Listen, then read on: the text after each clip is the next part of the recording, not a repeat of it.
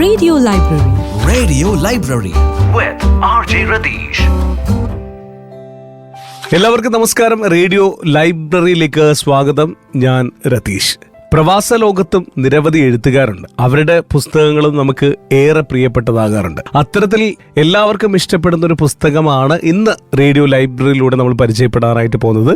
അത് ഖത്തറുകാരനായിട്ടുള്ള ഒരു പ്രവാസി എഴുതിയിട്ടുള്ള പുസ്തകമാണ് പരിചയപ്പെടാൻ പോകുന്നത്. ആ പുസ്തകം ഇന്ന് പരിചയപ്പെടുത്താനായിട്ട് നമ്മളുടെ കൂടെ എത്തിയിട്ടുള്ളത് ശ്രീകല ഗോപിനാഥാണ്. ശ്രീകല, സ്വാഗതം റേഡിയോ ലൈബ്രറിയിലേക്ക്. വളരെ സന്തോഷം. Thank you Ratheesh. ഖത്തറുകാരനായിട്ടുള്ള ഒരാൾ തന്നെ എഴുതിയിട്ടുള്ള പുസ്തകമാണ്. തീർച്ചയായിട്ടും ഇത് എഴുത്തുകാരുടെ കൂട്ടായ്മ, എഴുതുന്ന ആളുകള്, പുസ്തകം പ്രസിദ്ധീകരിച്ച ആളുകള്, അവരുടെ കൂട്ടായ്മ. ഞങ്ങളുടെ അറിവിലുള്ളത് ഇവിടെയും പുറത്ത് എനിക്ക് തോന്നുന്നു അങ്ങനെ ഇല്ലെന്ന് തോന്നുന്നു. അങ്ങനെ ഉള്ളത് നമ്മുടെ ഖത്തർ ഇന്ത്യൻ ഓതേഴ്സ് ഫോറം. ഒരുപാട് എഴുത്തുകാർ നമ്മുടെ ഖത്തറിൽ ഉണ്ട്. ഒരു 100+ ആൾക്കാർ നമുക്ക് ഇപ്പൊ തന്നെ മലയാളികൾ തന്നെയായിട്ടുള്ളവർ, ഇംഗ്ലീഷിൽ എഴുതുന്നവരും മലയാളത്തിൽ എഴുതുന്നവരായിട്ട് അതിലുണ്ട്. ഇന്നത്തെ ഒരു വലിയ സന്തോഷം എന്ന് പറഞ്ഞാൽ ഓതേഴ്സ് ഫോറത്തിന്റെ ഒരു പ്രതിനിധികളിൽ ഒരാൾ കൂടിയാണ് ഞാന്. അപ്പോ നമ്മുടെ കൂട്ടത്തിൽ തന്നെയുള്ള ഏകദേശം താരതമ്യേന പുതിയത് എന്ന് പറയാവുന്ന ഒരു അംഗമാണ് സനൂദ് കരുവള്ളി പാത്തിക്കൽ, മലപ്പുറം സ്വദേശിയാണ്. അപ്പോ സനൂദിന്റെ പുസ്തക പ്രകാശനം ഏകദേശം ഒരു 2 മാസങ്ങൾക്ക് മുൻപാണ് ഇവിടെ നടന്നത്. അപ്പൊ സനൂദിന്റെ ഒരു പുസ്തകം, നമ്മുടെ കൂട്ടത്തിൽ തന്നെയുള്ള ഒരാളുടെ പുസ്തകം, അതും തീർച്ചയായിട്ടും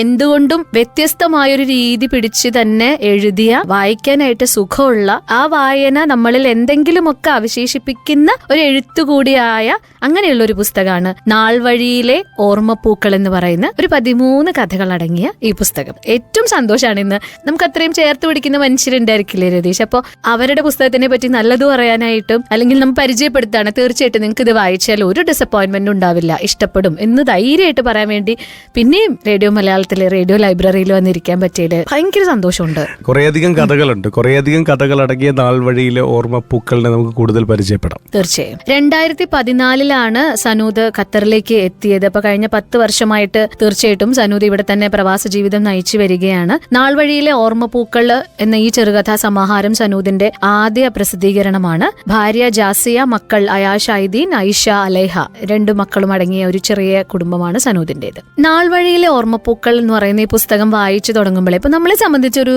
നമ്മള് ചെറുകഥാ സമാഹാരം വായിക്കുന്നു. അപ്പോ ഒബ്വിയസ്ലി നമ്മൾ വിചാരിക്കുന്ന അതിനകത്ത് ഒരു 10-13 വ്യത്യസ്തമായ ഒരു കഥകൾ ഇങ്ങനെയുണ്ട്. പക്ഷെ വായിച്ചു തുടങ്ങുമ്പോഴാണ് മനസ്സിലാവുന്നത് നമ്മൾ ഇതുവരെ വായിച്ച ചെറുകഥാ സമാഹാരങ്ങളിൽ നിന്നും സനൂദിന്റെ പുസ്തകം വേറിട്ട് നിൽക്കുന്നത് എങ്ങനെയാണ് എന്ന് ചോദിച്ചാൽ, രതീഷ്, നമുക്ക് ഒരുപാട് ആഘോഷ ദിവസങ്ങളുണ്ട്. ആഘോഷ ദിവസങ്ങൾ എന്ന് പറഞ്ഞാൽ ഫാമിലി ഡേ, അതുപോലെ ഫ്രണ്ട്ഷിപ്പ് ഡേ, പ്രണയികൾക്ക് ഒരു ദിവസം, അച്ഛന്മാർക്ക്, അമ്മമാർക്ക് എന്നൊക്കെ പറഞ്ഞിട്ട് എല്ലാവർക്കും ദിവസങ്ങളുണ്ട് അല്ലെ. ആ ദിവസങ്ങൾ ഓരോന്നിനെയും ഓർത്തു വെച്ചുകൊണ്ട് അതില് നമ്മൾ ഒരുപക്ഷെ ശ്രദ്ധിക്കാതെ പോകുന്ന ഒരു ദിവസത്തെ ആഘോഷത്തിൽ മാത്രം ഒതുങ്ങി പോകുന്ന ലോക സമുദ്ര ദിനം എന്ന് പറയുന്നത്, ഓഷ്യൻസ് ഡേ, അതുപോലെ പരിസ്ഥിതി ദിനാഘോഷങ്ങളൊക്കെ നമുക്കറിയാം. അന്നത്തെ ഒരു ദിവസം നമ്മളെല്ലാവരും ചിലപ്പോൾ വേണമെങ്കിൽ ഭൂരിഭാഗം ആളുകളും പച്ചപ്പിനെയൊക്കെ പ്രകീർത്തിച്ചുകൊണ്ട് പോസ്റ്റുകൾ ഇടുമായിരിക്കാം. അതിനുശേഷം എത്രത്തോളം ഇതൊക്കെ മനസ്സിൽ നിൽക്കുന്നുണ്ടെന്ന് നമുക്കറിയില്ല. അതുപോലെ ഓരോ ദിവസങ്ങളെയും വേൾഡ് ഫാമിലി ഡേ എന്നൊക്കെ പറയുന്നത്, അങ്ങനെ ഓരോ ദിവസങ്ങളെയും വെച്ചുകൊണ്ടാണ് ഈ കഥകളെ എഴുതി പോയിട്ടുള്ളത്.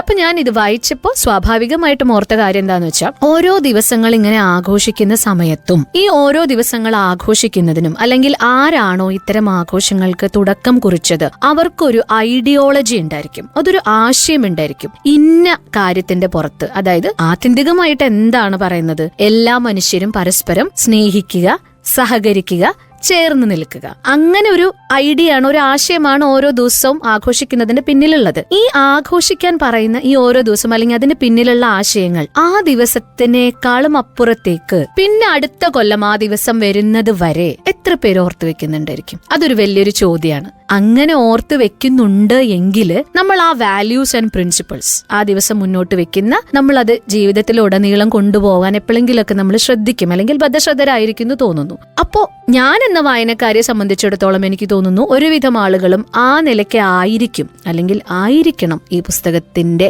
വായനയെ ചേർത്ത് വെക്കേണ്ടത് എന്നാണ് തോന്നിയിട്ടുള്ളത്. അതായത് എന്താണോ ഒരു സൗഹൃദ ദിനം എന്ന് പറയുന്നത്, പ്രണയികൾക്കുള്ള ദിനം, അല്ലെങ്കിൽ അമ്മമാർക്ക്, അച്ഛന്മാർക്ക് എന്നുള്ളത്, അവരെ വിഷ് ചെയ്യുന്നു, ആശംസകൾ അറിയിക്കുന്നു, അല്ലെങ്കിൽ എനിക്ക് അത്രയും പ്രിയപ്പെട്ട മനുഷ്യരാണ് ഇവർ എന്നൊരു പോസ്റ്റിൽ കൂടി പറയുന്നതിനേക്കാൾ അപ്പുറത്തേക്ക് നമ്മൾ പിന്നെയും അടുത്ത വർഷവും ആ ദിവസം വരുന്നത് വരെയും ഇത് ഓർത്തു വെക്കുക, അടുത്ത വർഷം വരുമ്പോൾ പിന്നെയും ആ കാര്യങ്ങളെല്ലാം പുതുക്കപ്പെടുകയാണ് എന്ന് പറഞ്ഞാൽ ജീവിതത്തിൽ ഒരിക്കലും ഈ ചേർത്ത് പിടിക്കലുകളും സ്നേഹവും ആശ്രയമാകൽ ഒന്നും മാറുന്നില്ല എന്നർത്ഥം. അത്തരത്തിലുള്ള ഓർമ്മപ്പെടുത്തലുകളാണ് ഇതിലെ എല്ലാ കഥയും. അതാണ് എന്നെ സംബന്ധിച്ചിടത്തോളം ഈ പുസ്തകം ഏറ്റവും വ്യത്യസ്തമാകുന്നതും ഈ പുസ്തകത്തിന്റെ എഴുത്തിനെ ഭംഗിയുള്ളതാക്കുന്നതും. അതായത് ഒരു മനുഷ്യൻ സമൂഹത്തിൽ ജീവിക്കുമ്പോൾ നമ്മൾ പറയും നമുക്ക് സാമൂഹ്യ പ്രതിബദ്ധത വേണം എന്ന് പറയുമ്പോൾ ആ സാമൂഹ്യ പ്രതിബദ്ധതയ്ക്ക് വേണ്ടി തന്നാലായ ഒരു ചെറിയ സംഭാവന അത് കൊടുക്കുകയാണ് സനൂദ് ഈ പുസ്തകത്തിലൂടെ ചെയ്യുന്നത്. എല്ലാവരും ഉണ്ട് വീട്ടിൽ, കുറെ നാൾ കഴിഞ്ഞ് കാണുകയല്ലേ, സന്തോഷം കൊണ്ടാവും. എല്ലാവരും കരയുന്നു. എന്തിനാ കരയുന്നേ?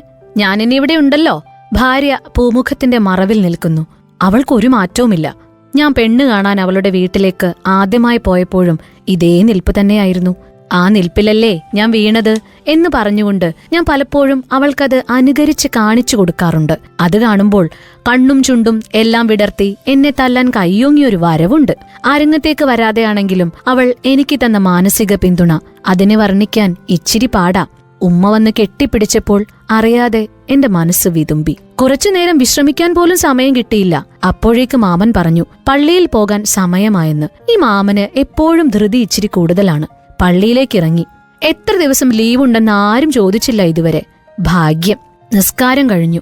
പള്ളിക്കാട്ടിൽ ഉപ്പാന്റെ ഖബറിന്റെ അടുത്തെത്തി. കാട് മൂടിക്കിടക്കുന്ന അവിടെ വൃത്തിയാക്കാൻ ഞാൻ കഴിഞ്ഞ ആഴ്ച മാമനോട് വിളിച്ചു പറഞ്ഞിരുന്നു. മാമൻ അതുപോലെ ചെയ്തിട്ടുണ്ട്. നന്നായി. പ്രവാസി ഭാരതീയ ദിവസ് ജനുവരി 9. ആ ദിവസത്തിനെ അടിസ്ഥാനമാക്കി എഴുതിയിട്ടുള്ള ഭ്രാന്തില്ലാത്ത ചെമ്പരത്തി എന്ന് പറയുന്ന ഒരു കഥയാണിത്. ഒരു പ്രവാസി പ്രവാസം മതിയാക്കി തിരിച്ചു നാട്ടിലേക്ക് പോവാണ്. നമ്മൾ അത്തരം സംഗതികളൊക്കെ ഒരുപാട് പഞ്ഞിയില്ലാത്തൊരു സംഗതിയാണല്ലേ പ്രവാസത്തിനെ പറ്റി കേൾക്കാന്ന് പറയുന്നത്. പക്ഷെ ഈ പോക്കില് അദ്ദേഹത്തിന് സാധാരണഗതിയിൽ സംഭവിക്കാറുള്ള സംഗതികളൊന്നും അദ്ദേഹത്തിന് സംഭവിക്കുന്നില്ല. അതായത് അദ്ദേഹം പതിവില്ലാണ്ട് എമിറേറ്റ്സിന്റെ ഏറ്റവും മുന്തിയ ടിക്കറ്റിൽ ഏറ്റവും ഭംഗിയായിട്ടാണ് അദ്ദേഹം യാത്ര ചെയ്യുന്ന. സാധാരണ നോർമൽ ക്ലാസ് ടിക്കറ്റിൽ പോകുന്ന ഒരാള് അങ്ങനെ യാത്ര ചെയ്യുന്നു. ഏറ്റവും സുഖസൗകര്യത്തിൽ യാത്ര ചെയ്യുന്നു. ചെല്ലുന്ന സമയത്ത് എല്ലാവരും ഓടി വന്ന് കെട്ടിപ്പിടിക്കലും ആകലഹളയൊക്കെയാണ്. ഇതൊന്നും ഇല്ല. ഇനിയിപ്പോ അദ്ദേഹം ഈ പ്രവാസം മതിയാക്കി തിരിച്ചു ചെല്ലുന്നതിന്റെ ആണോ അതോ മറ്റെന്തെങ്കിലും കാരണമുണ്ടോ അതിന്? കാരണം ഇത്തവണ അദ്ദേഹത്തിന് എല്ലാം വ്യത്യസ്തമായാണ് അനുഭവപ്പെടുന്നത്. അതെന്തുകൊണ്ടാണ് എന്നറിയാൻ ആദ്യത്തെ കഥ വായിക്കണം. അത് നമ്മുടെ മുമ്പിൽ വെക്കുന്ന ഒരു വലിയ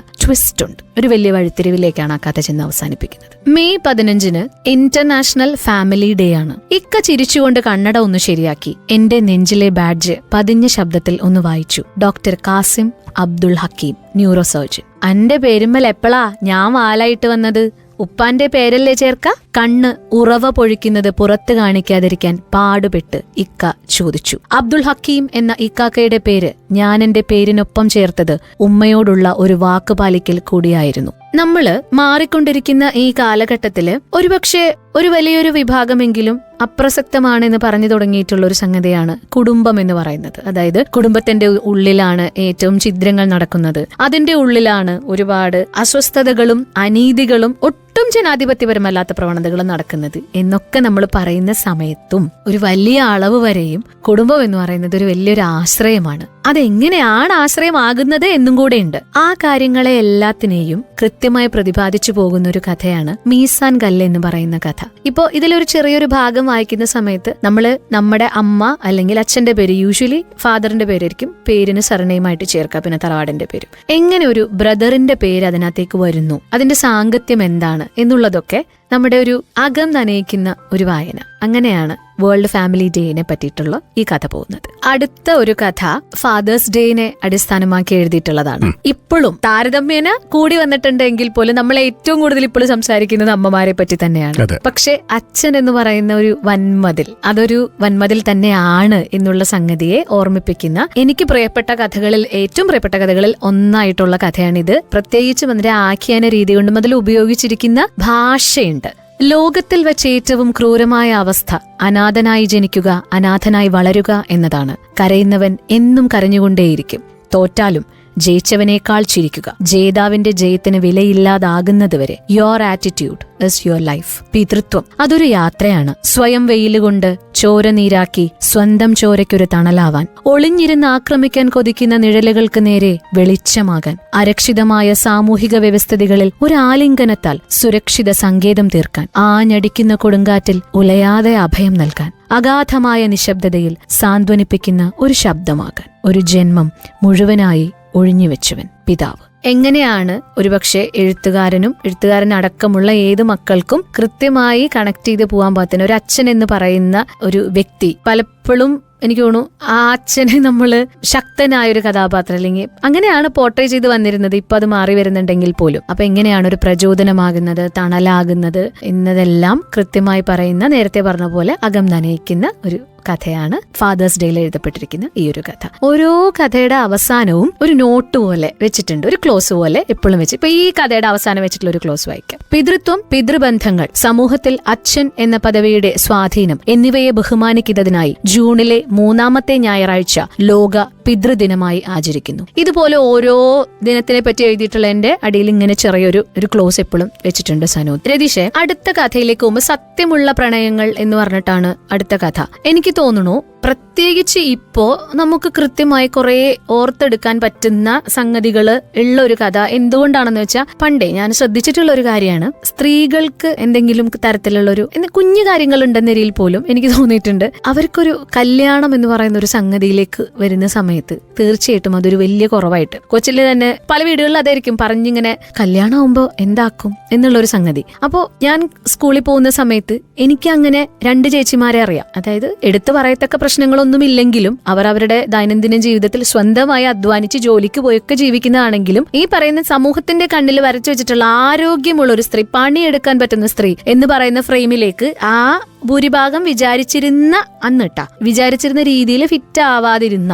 2 പേർ അവരിങ്ങനെ അവിവാഹിതരെ തുടർന്ന് അങ്ങനെ കുറച്ചധികം പേര് എന്റെ ചെറുപ്പത്തിൽ എന്റെ ഒരു സ്ഥിരം കാഴ്ചയായിരുന്നു. ഞാൻ എപ്പോഴൊക്കെ ചിന്തിച്ചിട്ടുണ്ട്. പക്ഷെ പുരുഷന്മാരുടെ കാര്യത്തിലേക്ക് വരുന്ന സമയത്ത് അവർക്ക് ഇതൊന്നും അങ്ങനെ ഒരു പ്രശ്നമായിട്ട് വന്നതായിട്ട് എനിക്ക് തോന്നിയിട്ടില്ല. കുറച്ചും സ്ത്രീകൾ എനിക്ക് തോന്നുന്നു ആ സമയത്ത് കുറച്ചും കൂടെ ഒരു അനുതാപപൂർവ്വം ആ വൈകല്യങ്ങളെ കൂടി അംഗീകരിച്ചുകൊണ്ട് അവരുടെ പങ്കാളികളായി തുടരുന്ന കാഴ്ചകളൊക്കെ നമ്മൾ കണ്ടിട്ടുണ്ട്. പക്ഷെ ഇപ്പോഴത്തെ ഒരു കാലഘട്ടത്തില് ആ നിലപാടുകളെല്ലാം മാറി എന്തെങ്കിലും ഒരു ശാരീരികമായ പരിമിതികൾ, വൈകല്യം എന്ന് പറയുന്നില്ല, പരിമിതികൾ എന്ന് പറയുന്നത് മനുഷ്യർക്ക് എപ്പോ വേണമെങ്കിലും സംഭവിക്കാവുന്നതാണ്. മനുഷ്യൻ എന്നുള്ള നിലയ്ക്ക് നമ്മുടെ ഉത്തരവാദിത്തം എന്ന് പറയുന്നത് അതിനെ അംഗീകരിക്കുക, ചേർത്ത് പിടിക്കുക, സഹായകമാവുക എന്നുള്ളതാണെന്ന് തെളിയിക്കുന്ന രീതിയിൽ ഒരുപാട് കപ്പിൾസിനെ നമുക്കിപ്പോ ദമ്പതികളെ കാണാൻ സാധിക്കും. ആ അറിഞ്ഞുകൊണ്ട് തന്നെ അവരെ വിവാഹം കഴിക്കുകയും കൂട്ടായി നിൽക്കുകയും ചെയ്ത അതുപോലത്തെ ഒരു കഥയാണ് നമ്മുടെ ഈ സത്യമുള്ള പ്രണയങ്ങൾ എന്ന് പറയുന്നതിൽ. നിങ്ങൾക്ക് ഒരു മനുഷ്യനോട് ആത്മാർത്ഥമായിട്ടൊരു സ്നേഹമുണ്ടോ, ആണോ പെണ്ണോ ആരോ ആയിക്കോട്ടെ, അവരുടെ ആ സ്നേഹം എന്ന് പറയുന്നത് എന്ത് പരിമിതികൾക്കും അപ്പുറത്തേക്കും നിലനിന്ന് പോകുന്നതായിരിക്കും എന്ന് പറയുന്ന ഒരു കഥ. അതാണ് സത്യമുള്ള പ്രണയങ്ങൾ. അത്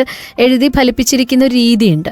5-ാമത്തെ വിവാഹ വാർഷികമല്ലേ, സ്നേഹപ്രകടനം കാണും. എന്നാലും അതിഥിയെ ഇങ്ങനെ ഇരുത്തിക്കൊണ്ട് ഞാൻ മനസ്സിലോർത്ത് ചിരിച്ചു. 10 മിനിറ്റ് കഴിഞ്ഞ് വാതിൽ തുറന്നു. കള്ളച്ചിരിയും സോറി പറച്ചിലും പ്രതീക്ഷിച്ച എന്റെ നേരെ വീൽ ചെയറിൽ അവളെയും തള്ളിക്കൊണ്ട് അവൻ വന്നു. ഞാൻ വിയർത്തു. ഹൃദയം വല്ലാതെ മിടിച്ചു. അറിയാതെ എഴുന്നേറ്റു. പുതിയ ഡ്രസ്സ് ഇടാൻ ഒരു 10 മിനിറ്റ് എടുത്തു. എന്നെക്കൊണ്ട് ഒറ്റയ്ക്ക് ആവില്ലല്ലോ. സോറി. ബോറടിച്ചോ? അവൾ ചോദിച്ചു. മറുപടി ഒന്നുമില്ലാതെ ഞാൻ നിന്നു. ഞങ്ങൾക്ക് സമ്മാനമൊന്നും കൊണ്ടുവന്നില്ലേ? അവളുടെ ചോദ്യം. അവനെന്തോ വാങ്ങിയിട്ടുണ്ട്, കീശയിലുണ്ട്. എന്നെ കാണിച്ചില്ല, എനിക്ക് തരില്ല, നിനക്കേ തരൂ എന്ന് പറഞ്ഞിരുന്നു. കീശയിലിട്ടുകൊണ്ട് വന്നതാണെങ്കിൽ എന്തോ വലിയ സമ്മാനമാകും. ചിരിച്ചുകൊണ്ട് അവൾ പറഞ്ഞു. ഒന്നുമില്ല, ഞാൻ ഒന്നും വാങ്ങിയില്ല എന്നൊക്കെ ഒഴിഞ്ഞു മാറാൻ വേണ്ടി പറഞ്ഞെങ്കിലും എന്നെ അവർ ഗിഫ്റ്റ് കാണിക്കാതെ വിട്ടില്ല. എന്നോടൊന്നും തോന്നരുത്, എനിക്കൊന്നും അറിയില്ലായിരുന്നു. ഇവൻ ഒന്നും പറഞ്ഞതുമില്ല. അതാ ഞാൻ രസകരമായൊരു സമ്മാനം വാങ്ങിയത്. ഇടറിയാണെങ്കിലും ഞാൻ പറഞ്ഞൊപ്പിച്ചു. എന്തായാലും കുഴപ്പമില്ല, നീ കാണിക്ക് എന്നായപ്പോൾ ഞാൻ എടുത്തുകൊടുത്തു. എന്തായിരിക്കും ആ സമ്മാനം എന്നുള്ളത് കഥ വായിച്ച് എല്ലാവരും അറിയട്ടെ. ഇനി നമ്മള് ഏറ്റവും കൂടുതൽ ഡിസ്കസ് ചെയ്യുന്നൊരു ദിവസത്തെ പറ്റിയാണ് പറയുന്നത്. നവംബർ 14 ശിശുദിനം. ശിശുദിനത്തില് സാധാരണ എപ്പോഴും ആവർത്തിക്കുന്ന ഒരുപാട് വിഷയങ്ങളുണ്ട് അല്ലെ. ശിശുദിനത്തെ അടിസ്ഥാനമാക്കി എഴുതിയിട്ടുള്ള ഈ കഥയുടെ പേര് കൊച്ചു വർത്തമാനം എന്നാണ്. 2-3 എണ്ണം പറഞ്ഞു ഓൾറെഡി. എനിക്ക് ഏറ്റവും പ്രിയപ്പെട്ട കഥ ഇത് വളരെ ടച്ചിങ് ആയിട്ടുള്ള മറ്റൊരു കഥയാണ്. അതും അതിന്റെ ആവിഷ്കാര രീതി കൊണ്ടും ആ വിഷയത്തിൽ ഒളിപ്പിച്ചു വെച്ചിരിക്കുന്ന, അതായത് ശിശുദിനം എന്ന് പറയുമ്പോൾ ചെറിയ കുട്ടികളെ കളി ചിരി അവരെ സ്നേഹിക്കണം എന്നെല്ലാം നമ്മൾ ആവർത്തിക്കുന്നതിനേക്കാൾ അപ്പുറത്തേക്ക് അവരെ കേൾക്കണം എന്ന് എത്ര പേര് ചിന്തിച്ചിട്ടുണ്ടായിരിക്കും? കുട്ടികളെ കേൾക്കേണ്ടതിന്റെ ആവശ്യകതയെ പറ്റി എത്ര പേര് ചിന്തിച്ചിട്ടുണ്ടായിരിക്കും? കാര്യം നമ്മളിപ്പോ റീലുകളിലൂടെയൊക്കെ കാണുന്നുണ്ട്, കുഞ്ഞുങ്ങളുടെ കൂടെയാണ് ഇരിക്കുന്നതെങ്കിൽ ഇപ്പൊ ഫോണിൽ നോക്കിയിരിക്കുക എന്ന് പറയുന്നത് ഒരു റുട്ടീനാണ്. കുട്ടികൾ സ്കൂളിൽ നിന്ന് വരുന്ന സമയത്ത് ഞാനൊരു കാര്യം വളരെ ക്ലീൻ ആയിട്ട് പറയാം. സ്കൂളിൽ നിന്ന് വരുന്ന സമയത്ത് അവര് നിങ്ങളോട് ഓടി വന്ന്, മാതാപിതാക്കളോട് ഓടി വന്ന് വിശേഷങ്ങൾ പറയുക എന്ന് പറയുന്ന ഒരു ശീലമുണ്ടോ? അല്ലെങ്കിൽ അപ്പ വേണ്ട, ചിലപ്പോൾ അപ്പ ഓഫീസിലൊക്കെ ആയിരിക്കുന്ന സമയത്ത് നമുക്ക് പറ്റില്ലായിരിക്കും, അതല്ലാത്ത ആളുകൾക്കേ പറ്റൂ. അതല്ലെങ്കിൽ ഒരു ദിവസം ഒരു ക്വാളിറ്റി ടൈം എന്ന് പറയുന്നത് കുട്ടികളുടെ കൂടെ സ്പെൻഡ് ചെയ്യുന്നുണ്ടോ? അപ്പോൾ എനിക്കത് വളരെ ജെന്യുവൻ ആയിട്ട് ചോദിക്കാൻ പറ്റുന്നത് എന്താണെന്ന് വെച്ചാൽ, അങ്ങനെ ഒരു ക്വാളിറ്റി ടൈം എന്ന് പറയുന്നത് എന്റെ ജീവിതത്തിൽ ഒരു അമ്മ എന്നുള്ള നിലയിൽ ഉണ്ട്. സ്കൂളിൽ നിന്ന് വരുമ്പോൾ അവർ പറയുന്ന എല്ലാ വിശേഷങ്ങളും കൃത്യമായി യൂണിഫോം മാറുന്നതിന് മുമ്പേ കേൾക്കുന്ന ഒരാളെന്നുള്ള നിലയ്ക്ക്, അല്ലെങ്കിൽ നമ്മൾ ഉറങ്ങാൻ പോകുന്ന സമയത്ത് അവരുടെ കൂടെ ഇരുന്ന് അവർക്ക് പറയാനുള്ളതെല്ലാം കേൾക്കുന്ന, സ്നേഹിക്കുകയും അവർക്ക് വേണ്ടുന്ന സാധനങ്ങൾ വാങ്ങിക്കൊടുക്കുകയും മാത്രമല്ല, നമ്മൾ അവരെ കേൾക്കേണ്ടതിന്റെ ആവശ്യകത എന്താണ്. അങ്ങനെ കേൾക്കുന്ന സമയത്ത് പല സംഗതികളും അടുപ്പം കൂടുന്നു, അവര് തമ്മിലുള്ള ഒരു എല്ലാ കാര്യങ്ങളും തുറന്നു പറയാനുള്ള ഒരു പ്രേരണ ഉണ്ടാകുന്നു. ഇതൊക്കെ സംഭവിക്കുമ്പോഴും പല സംഗതികളും അതിന്റെ ഉള്ളിൽ കൂടി നമ്മുടെ അടുത്തേക്ക് വന്ന് ചേരുകയും ചെയ്യും. നമുക്ക് അവരെ കറക്റ്റായിട്ട് അവരിൽ നിന്ന് പഠിക്കാനുണ്ടായിരിക്കും, പറഞ്ഞു കൊടുക്കാനുണ്ടായിരിക്കും, തിരുത്താനുണ്ടായിരിക്കും. അങ്ങനെ ഒരു സംഗതിയാണ് കൊച്ചുവർത്തമാനം എന്ന് പറയുന്ന ഈ കഥ. പക്ഷെ അത് എങ്ങനെയാണ് അവതരിപ്പിച്ചിരിക്കുന്നത് എന്നുള്ളതാണ് പ്രധാനം. പെൺകുട്ടികളുടെ സുരക്ഷയെ പറ്റിയിട്ട് നമ്മളിപ്പോഴും വളരെയധികം ബോധവാണ്. ഈ പുസ്തകത്തിന്റെ ഖത്തറിലെ പ്രകാശനത്തിന്റെ സമയത്ത് പുസ്തകം അവതരിപ്പിച്ച് സംസാരിക്കും ഞാൻ പറഞ്ഞിട്ടുണ്ടായിരുന്ന കാര്യം. ആൺകുട്ടികളെ പറ്റിയിട്ട് എനിക്ക് തോന്നുന്നു ഇപ്പോഴും കുറച്ചും കൂടെ അവരുടെ ഒരു സുരക്ഷ, അവർക്ക് ഏതെങ്കിലും രീതിയിലുള്ള ബുദ്ധിമുട്ടുകൾ ഉണ്ടാകുന്നുണ്ടോ ശാരീരികമായും എന്നുള്ളത് അത്രയ്ക്ക് അങ്ങോട്ട് ഇപ്പോഴും നമ്മൾ അങ്ങനെ ചിന്തിക്കാനായിട്ട് ഭൂരിഭാഗം ആളുകളും ഇഷ്ടപ്പെടുന്നില്ല എന്ന് തോന്നുന്നു, അല്ലെങ്കിൽ അത് അറിയുന്നില്ല എന്നാ തോന്നുന്നത്. പക്ഷെ അവർക്കും ഉണ്ട് പ്രശ്നങ്ങൾ. അതിലേക്ക് കൃത്യമായും ചെറുതായിട്ടുള്ളൊരു ഞെട്ടലോടുകൂടി തന്നെ വഴി തുറക്കുന്ന ഒരു കഥയെ കൂടിയാണ് ഈ കൊച്ചു വർത്തമാനം എന്ന് പറയുന്നത്. അപ്പൊ ഇറസ്പെക്റ്റീവ് ഓഫ് ജെൻഡർ, ആൺകുട്ടിയായാലും പെൺകുട്ടിയായാലും കുഞ്ഞുങ്ങൾ നമ്മളോട് സംസാരിക്കാൻ വരുന്ന സമയത്ത് നമ്മൾ അവർക്ക് പറയാനുള്ളത് എന്താണെന്ന് വെച്ചാൽ നമ്മൾ കേൾക്കണം എന്നത് ഓർമ്മിപ്പിക്കുന്നു ഈ കഥ. ഇനി നമ്മൾ ഇത് കഴിഞ്ഞ് ഏറ്റവും അവസാനത്തിലേക്ക്, നമ്മൾ ഈ ഡിസംബർ മാസത്തിൽ ക്രിസ്തുമസ് വരാനായിട്ടിരിക്കുകയാണ്. ആ ക്രിസ്തുമസ് രാത്രിയെ ഓർമ്മിപ്പിച്ചുകൊണ്ട് ഡിസംബറിനെ അടിസ്ഥാനമാക്കി, ക്രിസ്മസിനെ അടിസ്ഥാനമാക്കിയിട്ട് ഒരു കഥ. ആ കഥയ്ക്കുണ്ടല്ലോ, ഇതിൽ നിന്ന് എല്ലാ മറ്റു കഥകളിൽ നിന്നെല്ലാം ആ കഥയെ വ്യത്യസ്തമാക്കുന്ന എന്താണെന്ന് വെച്ചാൽ ഒരു തിരക്കഥയുടെ ഫിനിഷിംഗ് ആണ് അതിന്. നമ്മൾ അതിങ്ങനെ വായിച്ചു വരുന്ന സമയത്ത് ശരിക്കും നമുക്കൊരു സിനിമ കണ്ടതുപോലെ തോന്നും. നമുക്ക് പെട്ടെന്ന് സ്വാഭാവികമായും ഫസ്റ്റത്തെ തോട്ട് നമുക്ക് വരാം, ഇതൊരു മൂവി ആക്കിയാൽ നല്ലതായിരിക്കുമല്ലേ എന്ന്. അത്യാവശ്യം ഏറ്റവും നീളമുള്ള ഒരു കഥയാണ് അതിനകത്ത്. ഒരു സിനിമയുടെ എല്ലാവിധ ഭംഗികളും ആവാഹിച്ച, പ്രണയമുള്ള, ഒരുപാട് വഴിത്തിരിവുകളുള്ള, ഫ്ലാഷ് ബാക്കിൽ നമുക്ക് വേണ്ടി കരുതി വെച്ചിരിക്കുന്ന ഒരുപാട് സംഭവങ്ങളുള്ള, അങ്ങനെ കൃത്യമായിട്ടും ഒരു ഫിനിഷിംഗ് ഉള്ള ഒരു കഥയാണ് അവസാനത്തെ കഥയായിട്ടുള്ള ഒരു ക്രിസ്തുമസ് നക്ഷത്രം എന്ന് പറയുന്ന ഒരു കഥയും. ഇതിന്റെ ഇടയിൽ പറയാതെ പോയ 2-3 കാര്യങ്ങളുള്ളതെന്ന് വെച്ചാൽ, നമ്മുടെ എഴുത്തുകാരൻ തന്നെ സനൂദിന്റെ ചെറുപ്പകാലത്തെ 2-3 സംഭവങ്ങളെ ഓർമ്മിപ്പിച്ചുകൊണ്ട് ഉള്ള കഥകളും ഉണ്ട്. അനുഭവങ്ങളാണ് കഥ പോലെ എഴുതിയിരിക്കുന്നു. ഇപ്പൊ ഇത്രയും നേരം നമ്മൾ എല്ലാത്തിനെയും പറ്റി ഭയങ്കര ഗൗരവത്തോടു കൂടിയിട്ടാണ് സമീപിച്ചതല്ലേ. അച്ഛനെ ഓർക്കണം, അമ്മയെ ഓർക്കണം, എല്ലാവരെയും ഓർക്കണം, സ്നേഹിക്കണം എന്നൊക്കെ പറയും. പക്ഷെ ഒരാൾക്ക് നർമ്മം എഴുതാനുള്ള ഒരു കഴിവുണ്ടാവുക എന്ന് പറഞ്ഞാൽ, അത് വായിച്ചിട്ട് നമുക്ക് ചിരി വരിക എന്നൊക്കെ പറഞ്ഞാൽ, എങ്ങനെയാണോ സനൂദ് നമ്മുടെ അകം നനയിക്കുന്നത്, ഞാൻ 3ാമത്തെ പ്രാവശ്യമാണ് ആ വാക്ക് ഉപയോഗിക്കുന്നത്, എങ്ങനെയാണോ നമ്മുടെ കണ്ണിൽ ഒരിത്തിരിയെങ്കിലും ഒന്ന് കണ്ണീര് നിറയുന്നത്, അതുപോലെ തന്നെ നമുക്ക് സ്പോണ്ടേനിയസ് ആയിട്ടുള്ള ഒരു ലോഫ്റ്റർ, അപ്പൊ തന്നെ നമുക്കൊരു ചിരി സമ്മാനിക്കുന്ന എഴുത്തുകളുമുണ്ട്. അപ്പോൾ നർമ്മവും കാര്യഗൗരവത്തോടുകൂടി പല വിഷയങ്ങളെയും കൈകാര്യം ചെയ്യുന്ന സമയത്ത് തന്നെ ഈ എഴുത്തുകാരന് ഏറ്റവും ലൈറ്റ് ആയിട്ടുള്ള നേർത്ത മുഹൂർത്തങ്ങളെ പോലും നർമ്മത്തിൽ ചാലിച്ച് എഴുതാൻ കൂടി കഴിയുന്നു എന്ന് തെളിയിക്കുന്ന, അതായത് ഒരു എഴുത്തുകാരന്റെ ഏതാണ്ട് എല്ലാവിധ അയാളുടെ സാമൂഹ്യ പ്രതിബദ്ധത, എഴുത്തിലുള്ള കഴിവ്, അയാളുടെ നർമ്മത്തിന്റെ ഭാഷയിലുള്ള ഭംഗി തുടങ്ങിയതെല്ലാം കൃത്യമായിട്ട് നമുക്ക് മനസ്സിലാവുന്ന ഒരു പുസ്തകം കൂടിയാണ് കേട്ടോ സനൂദിന്റെ ഈ നാൾവഴിയിലെ ഓർമ്മപ്പൂക്കൾ എന്ന് പറയുന്നത്. അപ്പൊ ഇതിൽ പറഞ്ഞ പോലെ തന്നെ നല്ല നർമ്മവും അതുപോലെ തന്നെ ഇമോഷണലും ഒക്കെ ഉൾപ്പെടുത്തിക്കൊണ്ട് ഒരു സിനിമ തിരക്കഥ പോലെ തന്നെയാണ് ഈ ഒരു പുസ്തകത്തിലെ ഓരോ കഥകളും കടന്നു പോകുന്നത്. ചിരിക്കാനുണ്ട്, കരയാനുണ്ട്, നമ്മളെ ചിന്തിപ്പിക്കാനുണ്ട്. എന്തെങ്കിലുമൊക്കെ ബാക്കി വേണ്ടേ? നമ്മളൊരു പ്രഭാഷണം കേൾക്കുമ്പോൾ, ബുക്ക് വായിക്കുന്ന സമയത്ത് നമുക്ക് അതിൽ നിന്നൊക്കെ എന്തെങ്കിലുമൊക്കെ കിട്ടാനുണ്ടെങ്കിൽ, ഇങ്ങനെയൊക്കെയല്ലേ മാറ്റങ്ങൾ സംഭവിക്കാല്ലേ രതീഷ്? നമുക്ക് ഒരു കാര്യം വായിച്ച് നമ്മൾ ചിലപ്പോൾ ഡെയിലി ലൈഫിൽ നമ്മൾ ചെയ്യുന്ന കാര്യമായിരിക്കാം, പക്ഷെ നമ്മൾ അത്രയ്ക്ക് സീരിയസ് ആയിട്ട് അതിനെപ്പറ്റി ചിന്തിച്ചിട്ടുണ്ടാവില്ല. ഒരു കഥ വായിച്ചല്ലെങ്കിൽ ഇങ്ങനെ എന്തെങ്കിലുമൊക്കെ പുസ്തക വായനയിലൂടെ, കേൾക്കുന്നതിലൂടെ നമുക്കൊരു തിരിച്ചറിവ് വന്നിട്ട് ആരെങ്കിലും ഒക്കെ തിരുത്തി പോണോന്ന് പറഞ്ഞാൽ അതൊരു വലിയ മാറ്റല്ലേ? അതിനെന്തായാലും സഹായിക്കുന്നതാണ് എനിക്ക് തോന്നിയിട്ടുള്ളത് ഈ ബുക്ക് വായിച്ചപ്പോൾ. ഓരോ ഡേ ഇമ്പോർട്ടൻസും എടുത്തുകൊണ്ട് അതിന്റെ പ്രാധാന്യം എന്താണ്, അത് എന്തിനു വേണ്ടിയിട്ട് അത് ആഘോഷിക്കുന്നു, അതെങ്ങനെ ആഘോഷിക്കണം, എന്തായിരുന്നു അതിന്റെ ലക്ഷ്യം എന്നൊക്കെ പറഞ്ഞുള്ള കുറെ കാര്യങ്ങൾ കൂടി ചർച്ച ചെയ്ത് പോകുന്ന ഒരു പുസ്തകമാണ്. ഡെയിലി ഞങ്ങളും റേഡിയോയിലൂടെ തന്നെ പറയുന്നതാണ്, ദിവസത്തിന്റെ പ്രത്യേകതകളും ഒക്കെ തന്നെ നമ്മൾ പറഞ്ഞു പോകുന്നത് തന്നെയാണ്. അപ്പൊ ആ കൂട്ടത്തിൽ ഇങ്ങനെ ഒരു പ്രത്യേകത എങ്ങനെ വന്നു, എന്തിനു വേണ്ടിയിട്ട് നമ്മൾ സെലിബ്രേറ്റ് ചെയ്യുന്നു എന്നുള്ള കാര്യം ഈ പുസ്തകത്തിലൂടെ നമുക്ക് എടുത്തു പറഞ്ഞു തരികയാണ്. തീർച്ചയായും സനൂദ് എന്തായാലും അത് കൃത്യമായിട്ട് എല്ലാവർക്കും ഇഷ്ടപ്പെടുന്ന രീതിയിൽ അത് എഴുതിയിട്ടുണ്ട് എന്നുള്ള കാര്യം തന്നെയാണ്. ഇപ്പം ശ്രീകലയിൽ നിന്നത് നമുക്ക് കേൾക്കുമ്പോൾ തന്നെ മനസ്സിലാക്കുന്നതും അത് തന്നെയാണ്. എന്തായാലും ഈ ഒരു പുസ്തകം കൂടുതൽ പേരിലേക്ക് എത്തട്ടെ, കൂടുതൽ ആൾക്കാർ ഇത് വായിക്കട്ടെ എന്നാണ് റേഡിയോ ലൈബ്രറിക്ക് വിഷയാനുള്ളത്. തീർച്ചയായിട്ടും നല്ലൊരു വായനാനുഭവം സമ്മാനിക്കുന്ന, ഇപ്പൊ ഇതുവരെ റേഡിയോ ലൈബ്രറിയിൽ വന്നിട്ട് മുമ്പ് ഞാൻ പറഞ്ഞിട്ടുള്ളത് പോലെ ഞാൻ ഇന്ന് പറയുന്ന വായനക്കാരിനെ എങ്ങനെയെങ്കിലുമൊക്കെ സ്പർശിച്ചിട്ടുള്ള, ഇഷ്ടപ്പെട്ടിട്ടുള്ള പുസ്തകമല്ലാതെ ഒരൊറ്റ പുസ്തകം പോലും ഇതുവരെ റേഡിയോ ലൈബ്രറിയിൽ വന്ന ആർക്കും സജസ്റ്റ് ചെയ്തിട്ടില്ല. അപ്പോൾ ഇതും അതുപോലെ നല്ലൊരു വായനാനുഭവം സമ്മാനിക്കുന്ന ഒരു പുസ്തകമാണ് നാൾവഴിയിലെ ഓർമ്മപ്പൂക്കൾ. സൃഷ്ടിപഥമാണ് പുസ്തകത്തിന്റെ പ്രസാധകർ. തീർച്ചയായിട്ടും ഈ പുസ്തകവും റേഡിയോ ലൈബ്രറിയിൽ നിന്ന് നിങ്ങൾക്ക് ഒരുപാട് പുസ്തകങ്ങൾ പ്രിയപ്പെട്ട ലിസണേഴ്സിന് ഇതുവരെ കിട്ടിയിട്ടുണ്ടായിരിക്കും വായിക്കാനുള്ള ഒരു റെഫറൻസ് പോലെ. ഈ പുസ്തകവും നിങ്ങളുടെ വായനയിലേക്ക് എത്തട്ടെ എന്ന് ഞാനും ഏറെ ആത്മാർത്ഥമായി ആശംസിക്കുന്നു. Thank you Sreekala, thank you so much നമ്മളുടെ കൂടെ എത്തിയതിൽ ഇത്രയും സമയം. വളരെയധികം നന്ദി രതീഷ്.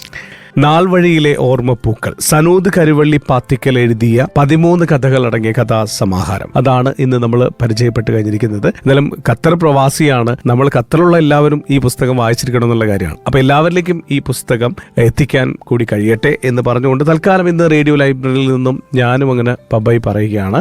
രതീഷ്.